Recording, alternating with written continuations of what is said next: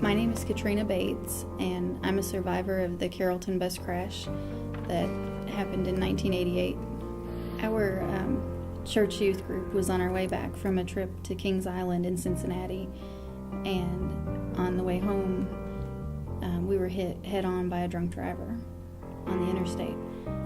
And when the truck that he was driving hit our bus, it caused a fire that engulfed the entire bus. When we first left Kings Island, I was sitting in the front seat behind the door of the bus, and then when we stopped to get gas, one of my friends was sick that had been sitting in the back and asked me if I would trade her seats. So I moved to 3 rows from the back of the bus, which ended up being a move that would save my life because my friend didn't survive where she was sitting.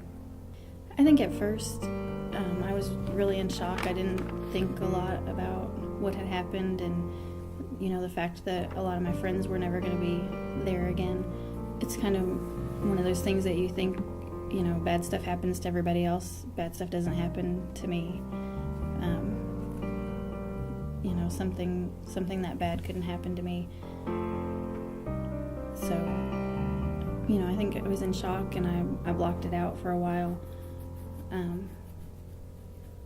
Didn't really want to face the reality of it. So when the truck first hit us, a lot of us thought that maybe we hit a deer. It really wasn't a big jolt, or like you would expect from a head-on collision. The damage that was done was because of the fire that started. When the impact first happened, I think everybody just kind of froze, and it was, like, what's going on?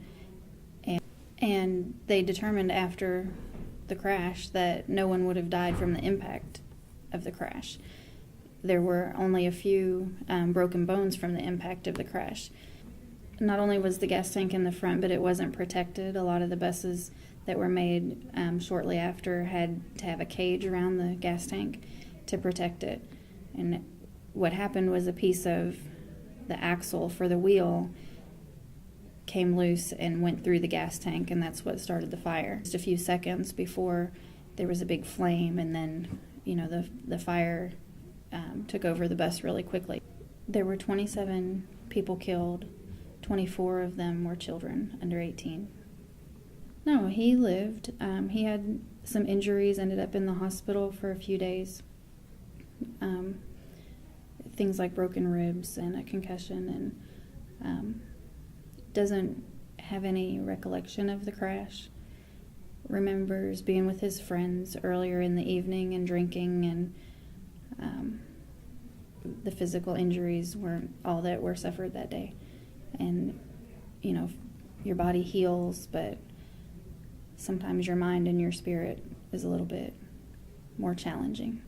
My name is Katrina Bates, and I was 12 years old on the day of the Carrollton bus crash. Matt helped me with my healing process, and now I'm 35 years old with a family of 6, who to this day I share my experiences with and how Matt helped get me through.